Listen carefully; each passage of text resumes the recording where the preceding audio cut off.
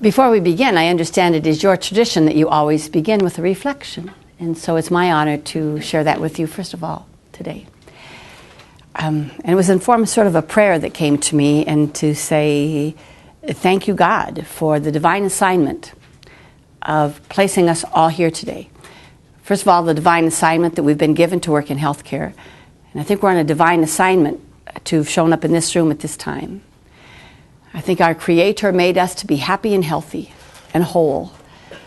So I pray that we open our hearts and our minds to the tools and the strategies that are offered today, so that we can be stronger of mind, body, and spirit, to better serve you, God, and to continue your and extending your healing ministry of Jesus. Amen. Well, I think you would probably agree that not much has really changed since I graduated from nursing school back in 1968. Oh my goodness. Wow. Back then, there were no waiting lists to get into nursing school. I got right in. Now, my very first job was on a post-op surgical unit. We were so busy then, you might not believe it. They actually expected us to take care of 4 patients at the same time. Wow. Fortunately, some of them were 10-day post-op hysterectomies, 7-day post-op hernia repairs, 3-day post-op tonsillectomies. But in spite of that heavy load, we gave excellent care, which of course included a nice, long, complete bed bath, soaking the patient's feet in a basin of water, giving them a nice, relaxing 10-minute back rub. You know that everyday care we give. Sometimes on the evening shift, I got to be the charge nurse, but usually the charge nurse was an older nurse. I mean, she had to be 50. Now, she lovingly called me Brat, and I lovingly called her Poston. I made it up. P-O-S-T-E-N. It stood for Poor Old Sick and Tired Elderly Nurse. It's true. It's true. Now, Poston used to go on and on to us brats, telling us about how they used to do things in the olden days and how things used to be. So here it is, 2015, and I have quite a few young friends who are nurses, and they're young. I mean, they must be 30. And sometimes I'm only trying to explain to them so they understand how we used to do things and how things used to be. And I realize, I'm that old nurse now. I'm Poston. And it seems like everything has changed. No longer do we have time to give complete bed baths. It seems we barely have time to give baths at all. We're home at the end of our shifts, no matter our department, sometimes feeling like we have achy feet and achy hearts, feeling like the job we did was adequate but not the best. I think that's because the acuity of the care is so much harder today. Hospitals are becoming intensive care units. Nursing homes are becoming hospitals, and homes becoming nursing homes. No wonder we have such a shortage in healthcare today. And we can't kid ourselves. Within the next 10 to 15 years, we are going to be short 500,000 nurses in the United States. It's expected we are going to be short 750,000 nursing assistants. And I understand we have shortages in radiology and pharmacology and physical therapy. How many nurses do we have here today? And what other departments do we have, if you'll call them out?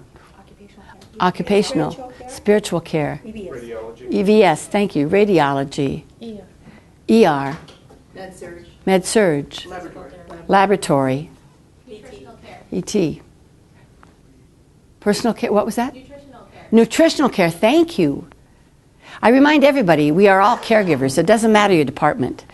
Everybody is a caregiver. Whether you're pushing papers, pushing pills, pushing brooms, pushing food trays, we are all caregivers, and we cannot do what we do without each other. And we have shortages because it's so stressful and it's so hard, and believe it or not, some people are quitting. Now, why they'd rather quit and work someplace else for more money and give up nights, weekends, and holidays is beyond me. But I do know it's hard today. I know because of my own 30 years as a nurse at the bedside. I also know because I did have the privilege of reading 2,000 stories for all of the books I've written for Chicken Soup, and 4 of them were for nurses and caregivers. So I know from reading the stories how stressful it is. One nurse told it best. She said, working 3 to 11 at a long-term healthcare facility is never easy, yet everybody there really loved their jobs and they really loved the residents. They couldn't help but have a favorite. Alice was this wry, spry, sparkling, blue-eyed little old lady. But Alice's only living son was a relative was her son Jack. He was this great, big, burly guy with a long, scraggly beard and long, greasy hair. Tattoos covered his arms and his chest, and no matter what the weather was, Jack always wore a tank top, so that the dragons and snakes could be admired by everybody. He was rough, gruff, mean. Actually, the nurses were afraid of him because he'd sneak in at unpredictable times of the night and day to check up on them to make sure they were taking good care of his mama. They would hear him roar up on his motorcycle. That front door would fling open and they'd hear the click, click, click of Jack's boots announcing his arrival. Well, one evening was the worst shift ever. 3 nursing assistants called in sick. The trays came late and they were cold. And in the midst of this, one man fell and broke his hip. So here's this good nurse standing in the nurse's station trying to do the work of 4 people. She's almost in tears. We've been there before, haven't we? And she heard that front door fling open and the click, click, click, and she knew Jack was right there staring at her, but she couldn't look at him for fear that if she did, she would cry out loud. Instead, she heard him stomp down the hall and go feed Mama supper, as he often did. Well, finally, at the end of this horrible shift, this good nurse had all the care done and every resident nestled in for the night single-handedly. Exhausted. She just put her head on the desk for a couple of minutes deep breath when she heard that front door fling open and the click, click, click. Oh no, Jack caught me. Sure enough, she raised her head and here's this great big hairy arm, and in the burly hand was a pickle jar with a piece of twine tied around the neck in a bow. And in it was one of the most beautiful long-stemmed red roses she had ever seen. Jack handed it to her and said, "Looks like you're having a bad night." "Well, this is for me and my mama." And she said, of all the gifts she's gotten from any family member or resident over all of the years, nothing has quite touched her heart like that pickle jar and rose now 30 years ago. We could use a few more pickle jars and roses in our lives as caregivers, couldn't we? It is hard. It is stressful. We have to remember, though, that not all stress is bad. There is a good kind of stress called eustress. Now, I had heard of euphoria. I had never heard of eustress. But I learned that eustress is a healthy stress that every living biological life form has. It's the kind of stress that allows that life form to go on and be productive when everything's changing. So we need some stress. But enough already, right? The American Surgeon General said 80% of non-traumatic deaths in the United States are stress-related. 80%. So what causes all this stress for us as health caregivers? Well, the lists can be long, but the short list that I hear mostly from all of you is, first of all, just feeling like we have way too much to do and not enough time and resources to get it all done. And wanting to do it right and feel like we don't have the support and all we need to do it right. We give 100%, some days we give 110%, but it's like it's not enough. No matter what I do, it's never enough. The stress of feeling torn between home and work and volunteerism and sometimes school. The stress of finances occasionally, or relationships, or illnesses. And if we have 1 or 2 of those things going on in our lives, usually we can cope okay. But if we get more than 1 or 2, not only are we not in eustress, we get in distress. Are you ever in distress? How would I know, you ask? I've been this way so long.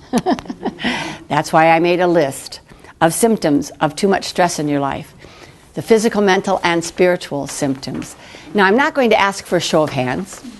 At some point in time, maybe today or in your own reflection time, I want you to review this list and put a check or circle any of these that might apply to you.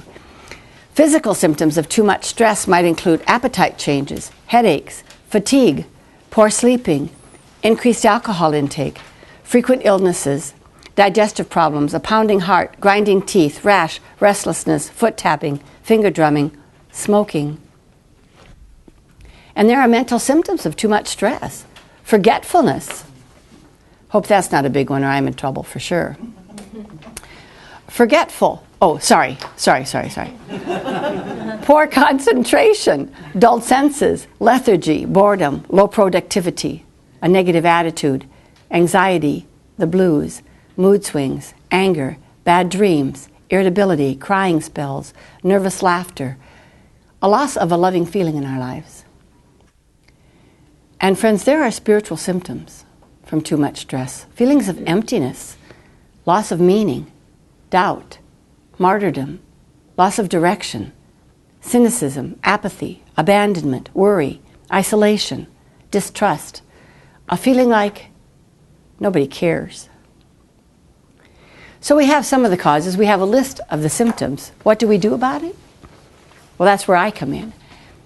I believe in order to cope with all the stressors we have in our lives, we have to be strong of mind, body, and spirit. And to be strong in these three ways, we have to nurture ourselves in these three ways every single day.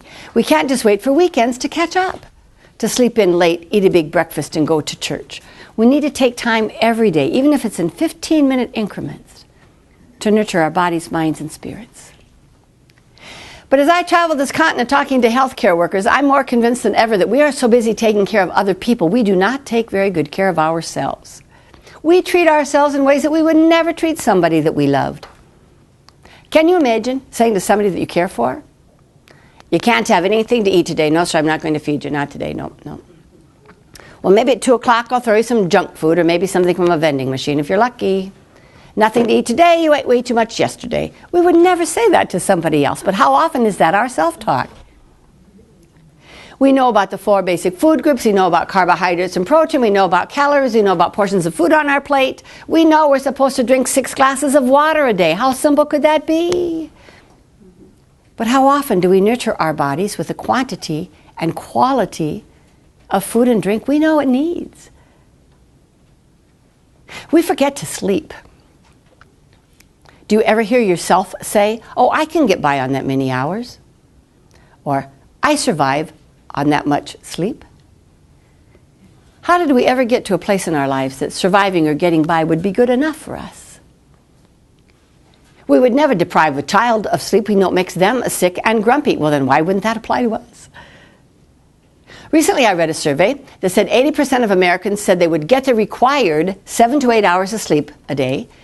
And have you read it? It's been in the newspapers even recently. Science has proven the human body requires 7 to 8 hours of sleep in a 24-hour period. If we are not giving it that, we are really inhibiting our cellular regeneration. We are increasing our blood pressures. We are increasing our depression, shortening our lifespans, increasing our fatty deposits. That's when some women say, "Okay, then I'll sleep a little bit more." But 80% of the population said they would get the 7 to 8 hours of sleep a night if they didn't have the internet, smartphones, or television. And I'm thinking, well, who's the boss of them? How are you going to turn off technology? Turn off electricity to give your body the sleep and rest you know it needs? And exercise. I don't know about you. I can put exercise at the end of any list I ever make. Like me, do you have a hard time too setting aside another chunk of time for exercise? That's why I appreciate now some of the research that's showing that 45 minutes of brisk walking has the same cardiovascular benefit as jogging. Well, surely we can walk, right? Especially now that they found it's cumulative. You can do 15 minutes here, 15 minutes there, 15 minutes here, and it all adds up. Surely we can find 15-minute increments to take some walks and get exercise in our lives. And as busy as we are, I think it makes sense then to try to find ways to incorporate exercise into our everyday activities. But this is what I always imagine Grandma laughing down from heaven at us. Because for all generations before us, men and women got their exercises from their everyday activities. Now in America, we pay people to do this stuff for us.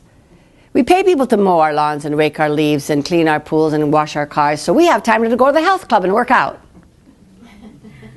And then when we get there, we drive round and round and round looking for a parking place closer to the door so we don't have to walk so far to get our exercise. How are you going to pay attention? Even if it's in 15-minute increments, to give your body the nutrition, the sleep, and the exercise you know it needs, and it really deserves. Now, the second part of our lives we have to keep in balance is our mental selves. Now, we don't need to be reminded to be mentally active. I think we need a nudge, maybe a shove, to take time every day for mental rest in this chaotic world. And one of the very best ways to do that is the very best way, but it's just so simple that we discount it. And that's by taking time every day, several times a day, to do that slow, deep, easy abdominal breathing. Remember the kind they taught us in childbirth classes and they teach like in yoga? Where you breathe in 2, 3, 4, and out 2, 3, 4, and in 2, 3, 4, and out 2, 3, 4, slow and deep and from your abdomen. Slow breathing like that releases a lot of stress, a lot of tension, a lot of endorphins, our body's own pain medication. I read once in a science journal that endorphins actually have the same molecular makeup as morphine. And we have this on tap. And forget to utilize it by doing rhythmic things like laughing, walking, breathing slow, deep, and easy. Truly, a great mental balance tool and a very great stress coping tool. One I learned the hard way. As Linda said in my introduction, it's true. I was caught up in rescuing babies out of Vietnam at the end of the war in 1975. And it's reasonable for us to say, how did a young 25-year-old nurse and mom get caught up in that? I still have no idea. But I do think it started when I was a little girl. I remember trick-or-treating for UNICEF and learning that 2.5 cents could buy a carton of milk and save a child's life. And I was still just a little girl when I made a decision to adopt a child someday. And so sure was I of that decision that on the very day when I was 20 and Mark and I took that romantic walk next to the creek in Iowa, and he asked me to marry him, and I said yes, and at that moment I told him of my dream, to adopt a child someday. So then it became our dream.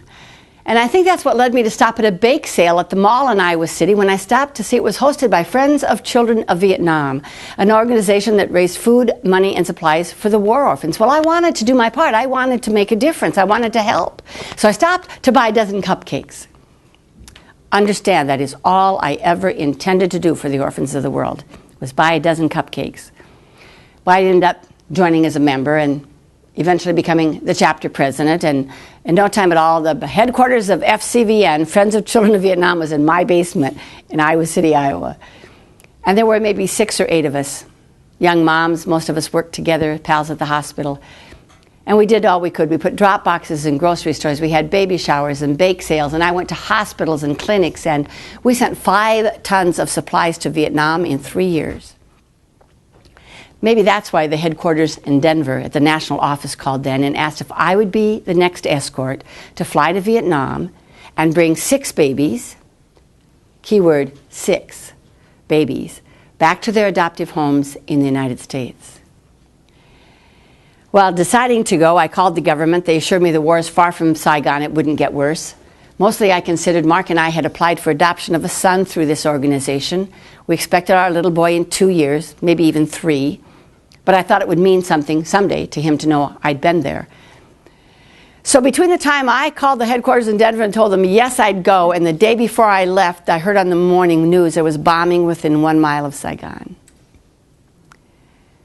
So this is where sane people like you say, then how could you go? Seriously. You had a 2-year-old and 4-year-old little girls and a wonderful husband. How could you leave them and go? And I can only explain it one way because it's the truth. The day before I left was Easter Sunday. And as the service ended, Mark took the girls downstairs for donuts. And I knelt alone in that empty sanctuary, bawling and begging God for a sign I didn't have to go.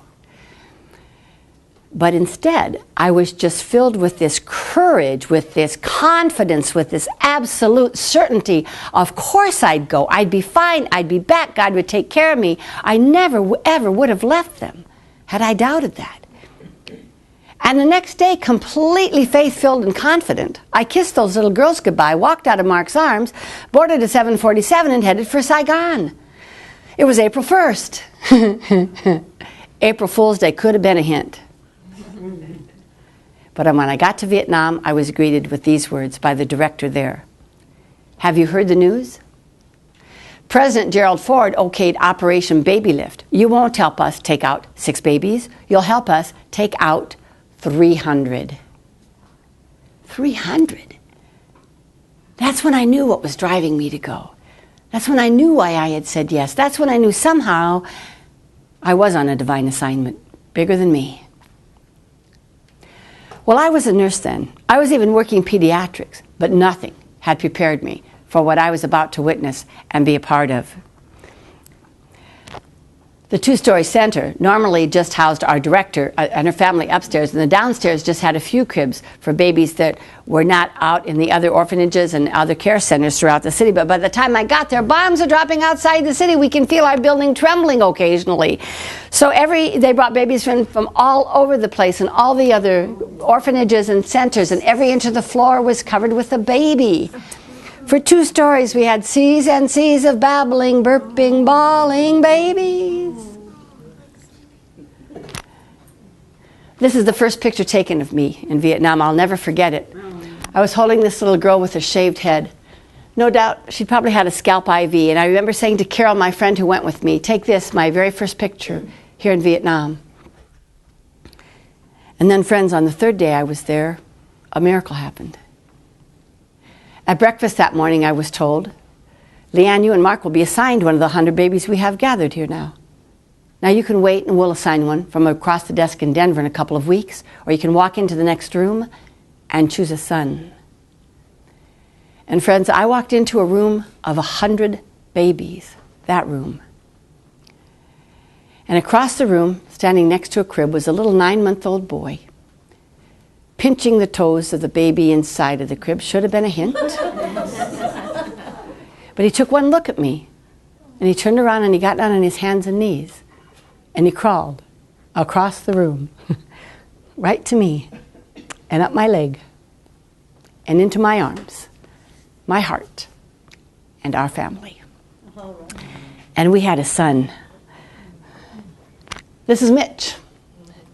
Now, it's my absolute conviction God created this child to be our son. No clue I was conceived in another womb or born in another land, because I know with all my heart God made him only for us.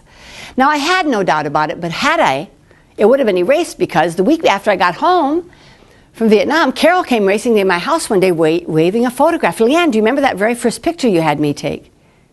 I said, I'll never forget it. I was holding a little girl with a shaved head. She said, well, I have that picture here. And there was only one other person in the background. Yeah, I was going to ask you if that. That was him. Mitch. 3 days before he picked me. Just waiting for his mama. Now I had a son and a mission within this mission. But getting all the babies to the airport's not so easy. Did you know you can fit 22 in a Volkswagen van? You simply take out the center seat, and obviously there's room for 2 more. You know, it's kind of sad to say this is probably the only cover girl shot I will ever get. It was in the front of the St. Louis Journal back in 1975. However, I am humbled to say this is the photograph that appeared in the Newsweek magazine Voices of the Century issue. In the year 2000, they called me and said they're doing an oral history of the 100 years of the United States, and put my photograph, this photograph, and my narrative on the same page as Henry Kissinger.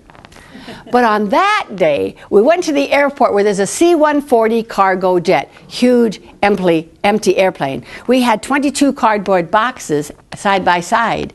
And did you know you can fit 2 to 3 babies in a cardboard box? Then, believing in seatbelt safety, we took a strap from one end of the plane over the 22 boxes and secured it on the other. Now, there are only 9 of us to take care of 100 babies. Imagine your worst shift ever. So I can still remember, we were propping the first baby's bottle on the next baby, prop the next baby's bottle on the next baby, and I can still see me sitting there on the floor cross-legged with a baby here, a baby here, a baby here, watching my son crawl around over there, propping a bottle over here. And friends, that is when I started that slow, deep, easy breathing. I really did, just to cope. See, the same breathing that I had used to bring our daughters into our family, now I was using to bring our son. And when people see this, and they see my family then, and when people see then my family grown up today, And then when people see that my kids have kids, and that my baby girl adopted a baby girl and a baby boy from Mississippi, and when you see that on the 25th anniversary of Operation Baby Lift, I was invited to a reunion, and I stood before 100 young men and women, many of whom I helped to bring out. And it was also on that 25th anniversary year that President Gerald Ford heard that I was in the same town that he was in, and he asked to meet me. He asked if he could have his picture taken with me. I said, I don't know, I'm pretty busy. And when people see this, and President Ford introduced me, and we spent some time together, and in his introduction, he said I was a hero. And I said, no, sir, I was no hero. Things happened to me, you'll learn about it this year, in Vietnam that brought me to my knees. I was no hero. I was just this ordinary person caught up in something so over my head. I was grappling for anything I could to help me cope. Now, it's unlikely that you are ever going to be asked to rescue babies in cardboard boxes in a war in a third world country. But God knows. You rescue people every day with what you do. Don't forget to use your breathing as your first mental balance tool.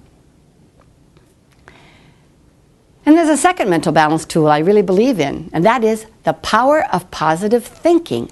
I read that book by Dr. Norman Vincent Peale when I was just in my 20s. Anybody read that book? Yeah. And I knew he was right. We get what we expect in life. We get what we visualize. We become our most dominant thought. That's a little scary. Then a surgeon, Bernie Siegel, took it to another level. Has anybody read the works of Bernie Siegel, Love, Medicine, and Miracles? Wouldn't you agree it should be required reading for everybody in healthcare? Next to SelfCare for healthcare, of course. Dr. Siegel was a surgeon that found out that people that had positive thinking and visualization were getting better, when people who didn't often didn't. He quit his day job to do scientific research to prove that what we think about can actually change our body's function. He began his work in the 1980s, and one of his first cases was a young woman in her 30s diagnosed with inoperable abdominal cancer and given only 6 months to live. Well, she wouldn't accept it. She said every day she was going to do what Bernie Siegel taught her. Every day she was going to visualize that her cancer cells were carrots and her white blood cells were rabbits. And for an hour every day, she would visualize rabbits eating those carrots in her bloodstream. And in 3 months, her tumor was gone. He documented that as a scientific study. It took me too long to realize this fact. Our bodies and minds don't distinguish the difference between experience and visualization. They react as if they both happened. Bernie Siegel had a group of 500 men in a chemotherapy study. Half of the 500 got the chemotherapy, the other half got a sugar pill. Of course, they didn't know which group they were in, but they were told if you're getting the chemotherapy, you will likely lose your hair. Of the group that got the sugar pill, 30% of them lost their hair. Why? Why? It's what they visualized, it's what they thought about, it's what they expected. Our bodies and minds don't distinguish the difference. There was an American prisoner of war detained for 6 years in Vietnam in a bamboo cage. One of the methods he used for coping was in his mind. He played 18 holes of excellent golf every single day. Mercifully, he was rescued, brought home, and began to heal. And on one of his very first outings, he went to that golf course and shot way under par. Why? He said, oh, I've done it thousands and thousands and thousands and thousands of times. Your mind is a computer, and you control the input. How are you going to incorporate positive thinking and visualization to change not only your happiness, but indeed your health, and also the workplace? Now, there's a third mental balance tool too often we forget to use. This good nurse didn't forget. She took her nurse's training in North Dakota and then was transferred to Texas. She said it was a bit of a culture shock. No longer did she hear people say, "How are you doing?" She heard them say, "Como estás?" It was a largely Hispanic population there. She loved her job in the post-op recovery room. One day, the OR nurse wheeled a man into her cubicle and gave her a report. This is Mr. Martinez, a 60-year-old Hispanic male, had abdominal surgery, general anesthesia. He's doing great. Vital signs are fine. It's just that he won't respond. Well, the nurse then did her own assessment and called his name, Mr. Martinez, Mr. Martinez, Mr. Martinez. He didn't respond. She waited 15 minutes. She repeated the assessment. All the vital signs were normal. She called his name again, Mr. Martinez, Mr. Martinez, Mr. Martinez. He wouldn't respond. Mr. Martinez, Mr. Finally, one of her coworkers said, why don't you wake him in his native language? You're driving us nuts. So he told her what to say. She repeated it over and over and over in her mind till she got to the bedside. She put her hands on Mr. Martinez's shoulders, her face just 10 inches from his, and she shouted, Bésame, Mr. Martinez, bésame. Well, don't know what surprised her the most. Mr. Martinez sitting straight up and quite alert now, thank you very much. Or the hysterical laughter of all of her coworkers. She said, oh, what did you have me say to him? And then they gave her the translation. It was, kiss me, Mr. Martinez, kiss me.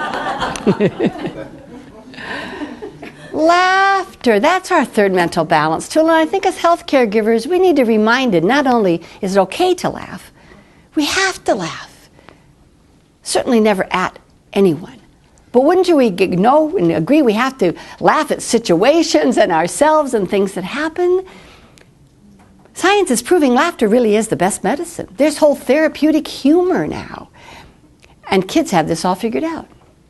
Kids must have figured out that it's proven that laughter increases the production of cancer-killing cells. It increases the production of our T cells to boost our immune systems. It lowers our blood pressures. It decreases depression. Kids know this. They laugh 400 times a day. Do you know how many times grown-ups laugh? One study said 17. Another study said 11. Somebody told me 4. And you know people who can't meet that quota, don't you? I want you to think about after today and actually make a list to give us some thought. What makes you laugh? Are there cartoonists or movies or comedians or things that make you laugh and laugh and laugh till you lose your breath, or until, as my girlfriend said, till tears run down your pant leg? And are there people that you can think of now, I bet you can picture them, that just bring that joy and laughter to your life? And are there other people that just seem to suck that joy right out of you? Well, unless you're married to them, try not to spend so much time with them. And instead, think about who brings that joy and laughter into your life, and you try to spend your time with them, and think about what brings you joy and laughter and what can you put in your life every day. In SelfCare for HealthCare, there's a whole month working on laughter. For the whole year, you'll work on laughter. We'll have laughter bulletin boards and fun things to do at work, and I have lists of ideas that you can do. My girlfriend had a great idea. You'll see it in the book. She worked in a hospital, and one day she went to work with a piece of tape here.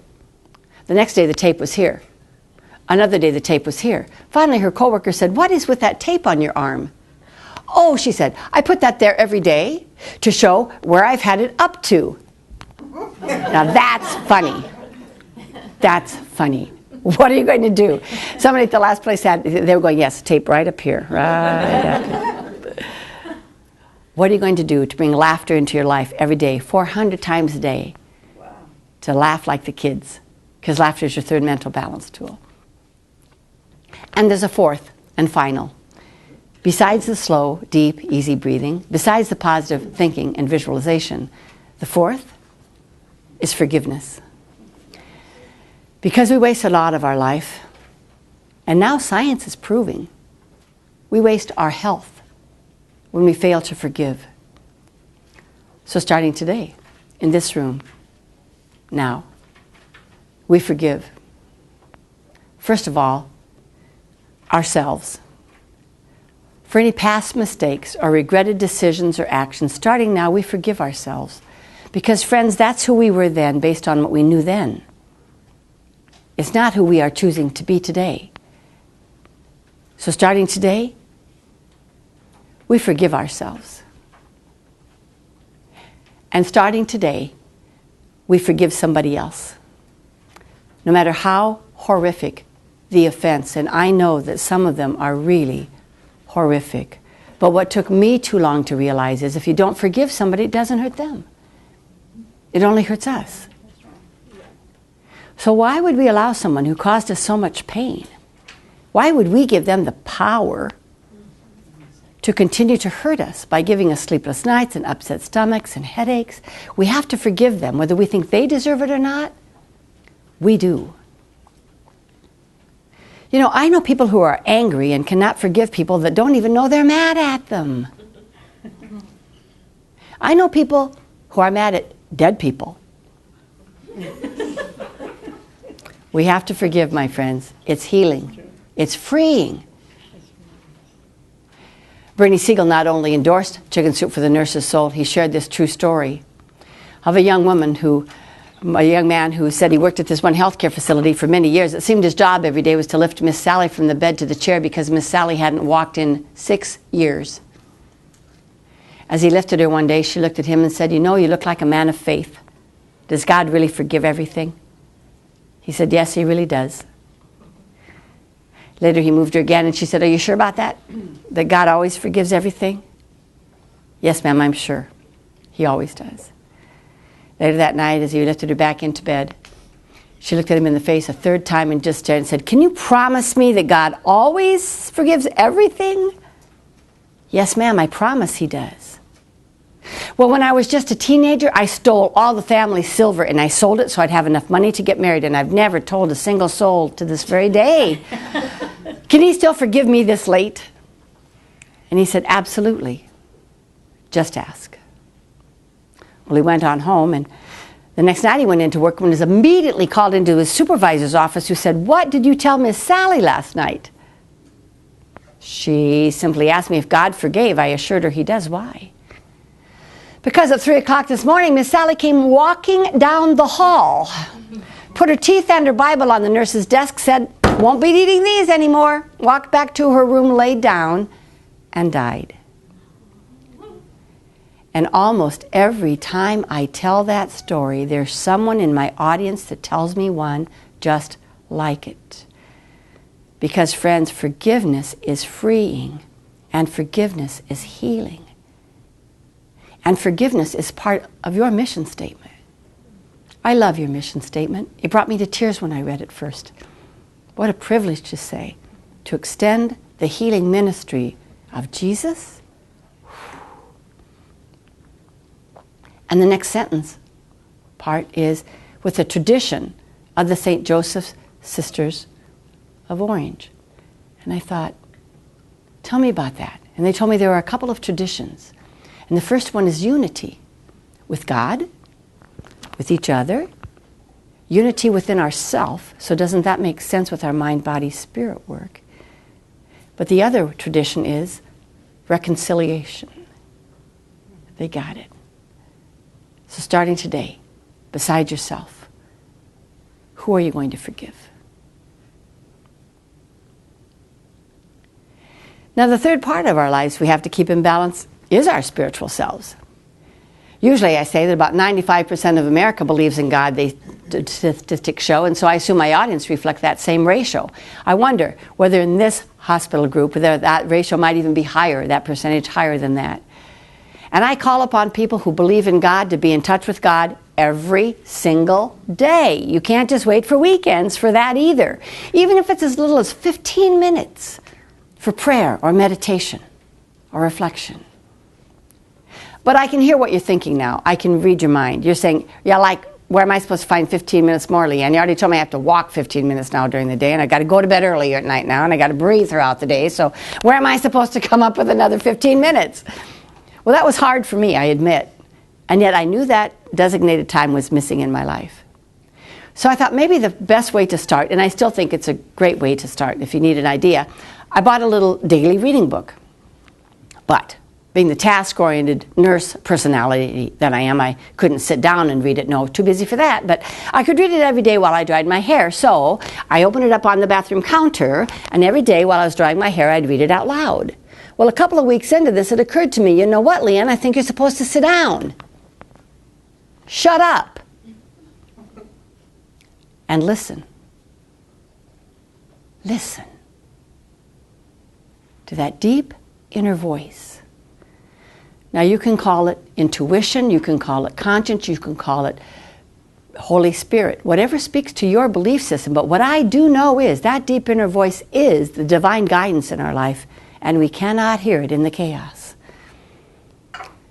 Well, I didn't have another 15 minutes in my day either, did I mention I'm raising 3 kids under the age of 4, so I knew I had to set my alarm 15 minutes early. Well, for heaven's sakes, you'd have thought I was setting it for 3 a.m. I mean, I moaned and I groaned as I got out of bed just 15 minutes early. But in no time at all, I realized that time is an investment. To this day, the days that I don't start that way, I don't get as much done. I'm not as productive, I'm not as focused, I'm not as centered, I'm not as happy, I'm not the best me. And I believe, friends, we cannot do what we do and bring it to those we serve without that spiritual balance to our lives. As usual, nobody can make a point better than a caregiver. And one of the stories in Nurse's Soul, the 2nd edition, was a hard one, but so important. This nurse wrote that she came upon a car accident and found a little baby swaddled in a gray blanket with no heartbeat. And she worked and she worked to resuscitate this baby. She writes about puffing air into those little lungs and fingers across that tiny chest, and as she did, she begged God, please, God, help me. Soon the air ambulance came, whisked the baby and the family away.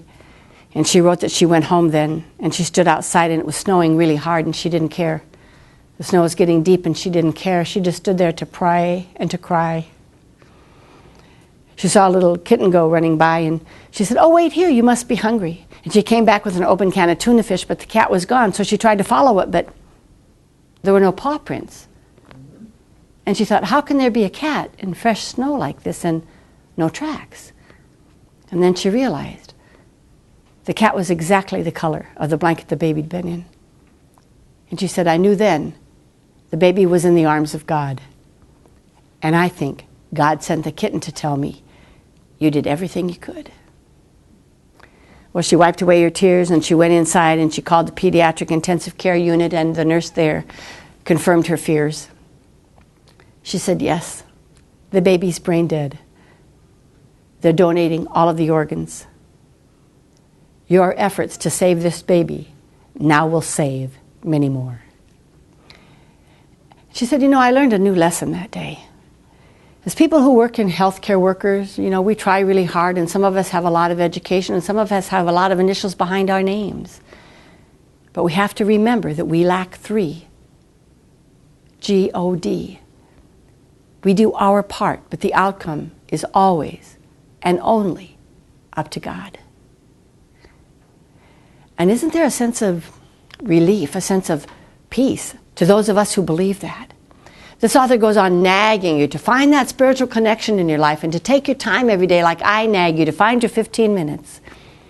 Find your balance. Rejuvenate your life spiritually, because we cannot do what we do and be whole without it.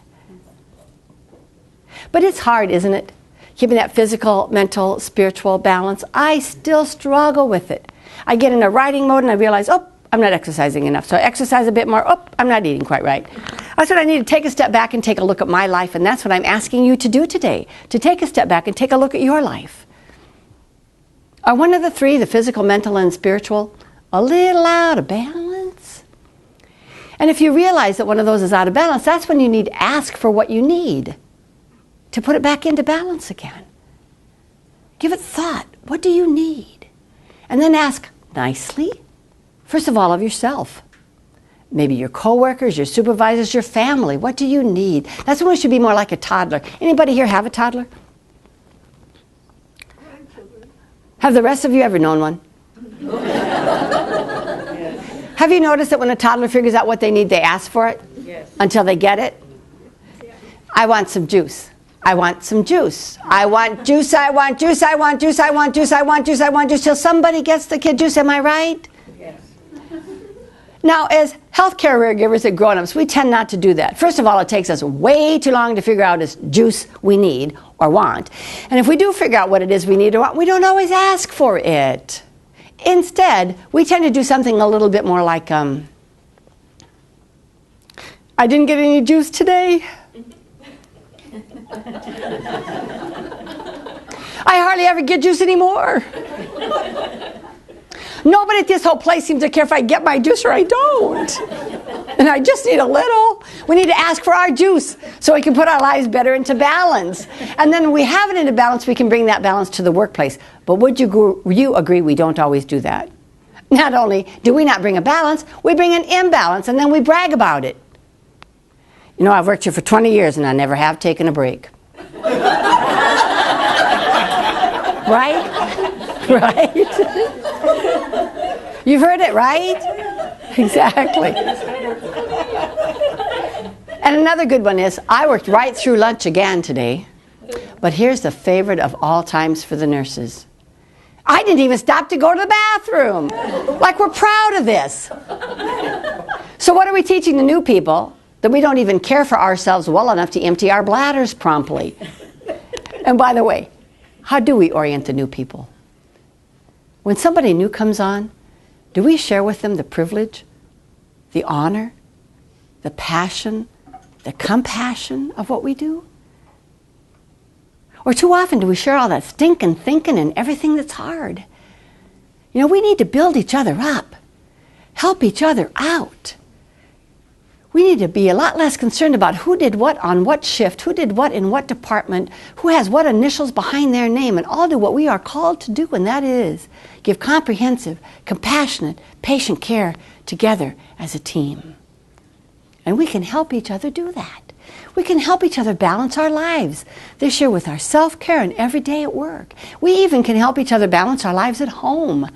Because as I travel, talking to nurses all the time, this and health caregivers in general, this pull between home and work is tearing some people apart.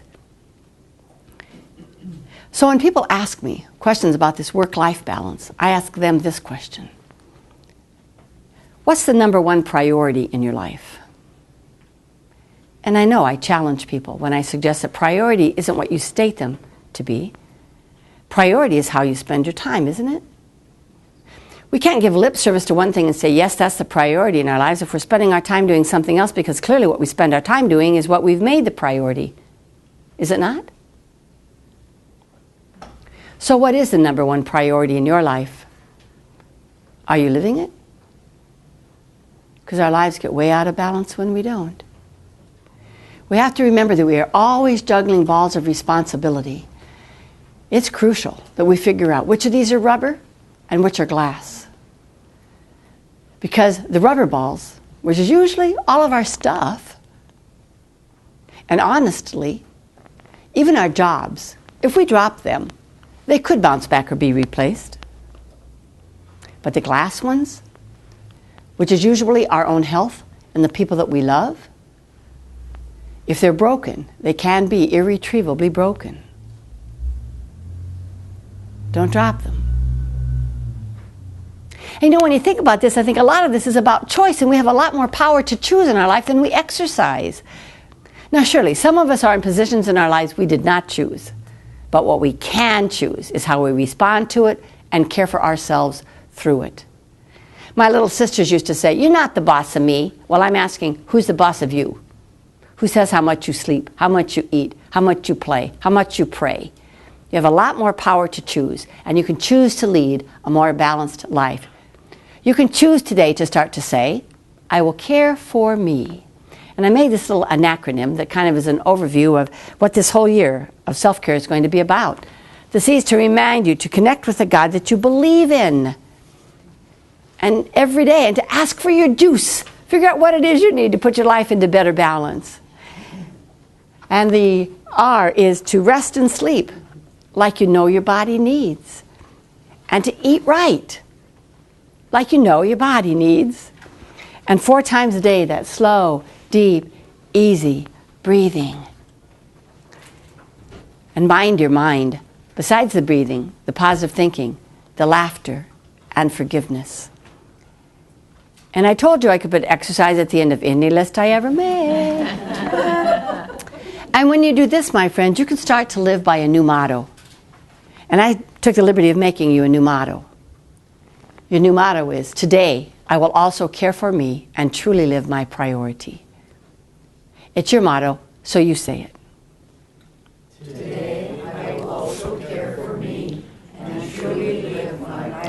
That was really puny.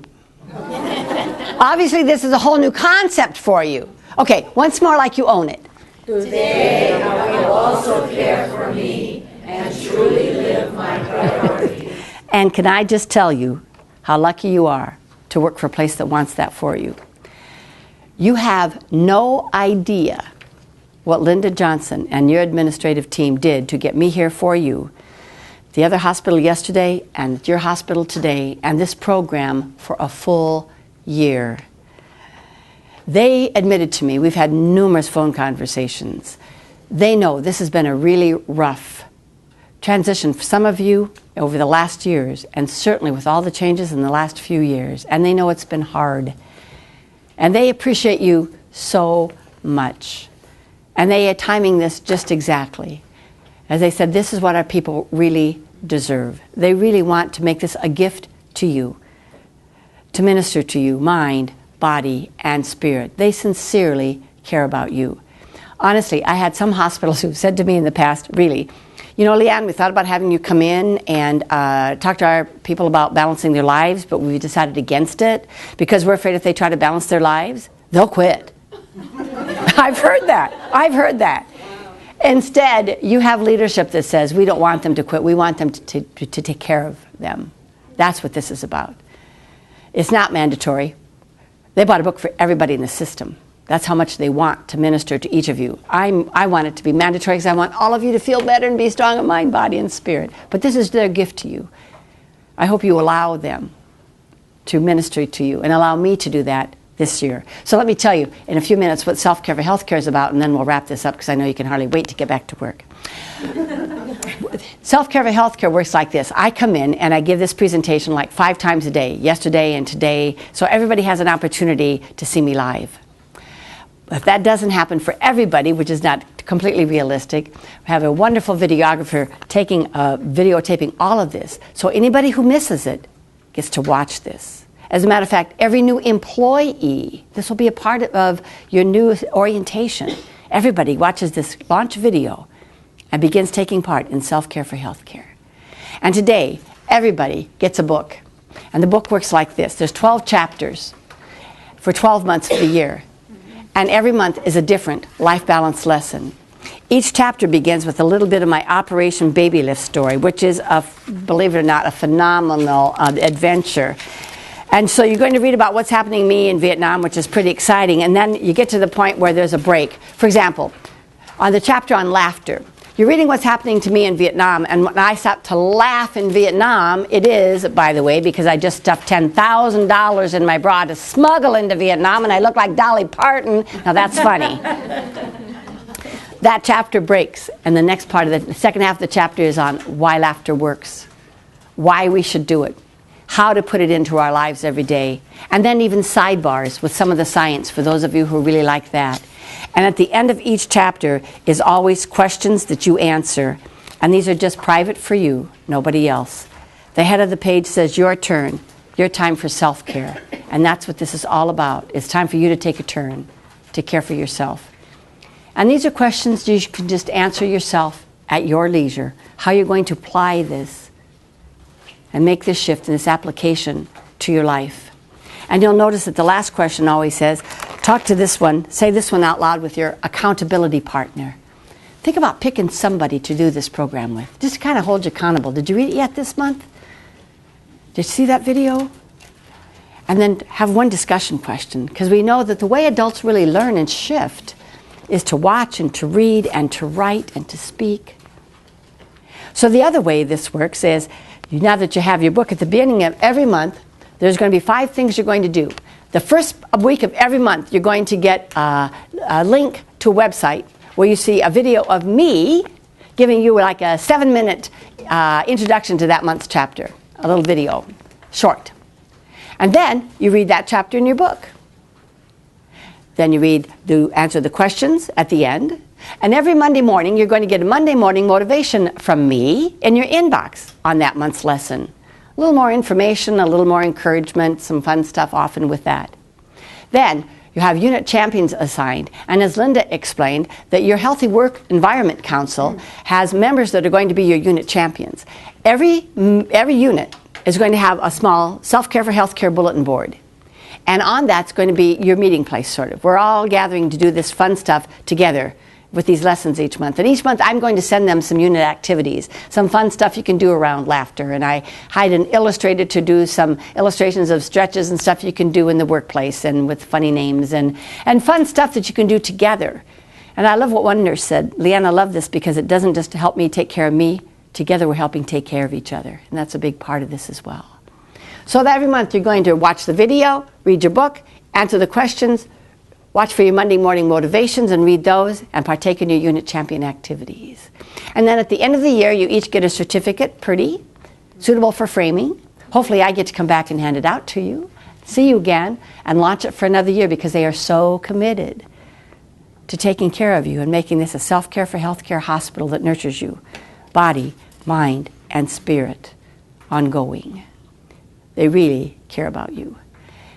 And wouldn't you agree that if there were more hospitals like this and administrators like this, we wouldn't have the shortages we have today, because we don't want to quit, even though it's hard and it seems like everything has changed.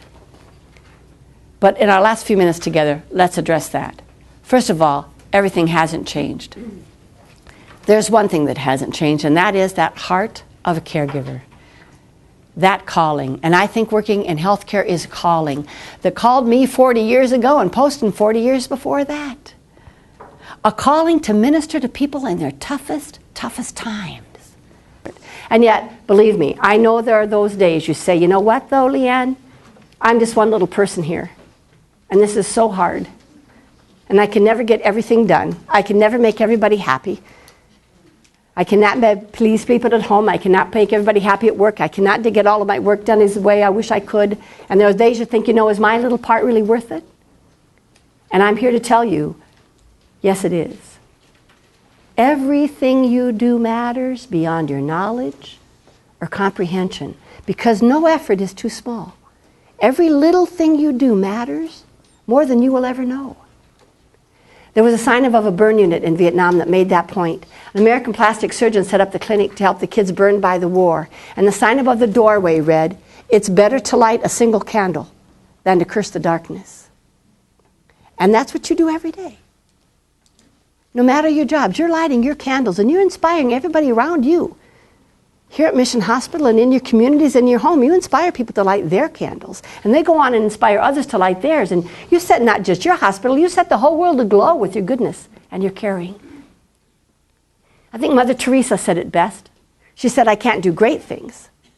I can only do small things with great love, like you." This nurse worked pediatric cancer ward nights. One night she was tiptoeing from bed to crib. She saw a little girl sound asleep, about 7 years old, bald as a peach. Her little hand was sticking through the side rail. And the good nurse went there in the darkness of the night and just instinctively took the little girl's hand, whispered a prayer for her, bent over and kissed her bald little head, and went to tiptoe away when she heard, "Miss Allison, Miss Allison." She went back to the little girl again and took her hand. And the child said, "Miss Allison, when I grow up, I want to be what you are." "Oh," she said, "I know you'll grow up, honey, and you're going to make a marvelous nurse someday." "No, I don't want to work in a hospital, and I don't want to be a nurse.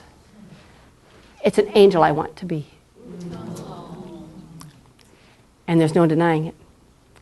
Nurses and all health caregivers, no matter your role, are the angels of mercy. One of your staff members just told me a story this morning about someone in your environmental department who's coming in on a day off to sit at the bedside of a patient so that the mother could have some time. We are all angels of mercy. That's why we dedicated Chicken Soup for the Nurse's Soul and Caregiver Soul to you.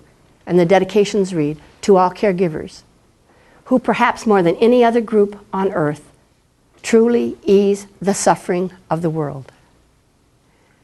So for every hand you've held, for every paper you've pushed, for every life you've touched, for every candle you've lit, I thank you, thank you, thank you. Because while you might think your part is small and ordinary, you are helping to make an extraordinary difference in this world. Because you, my friends, you are the heroes. And I applaud you. Thank you.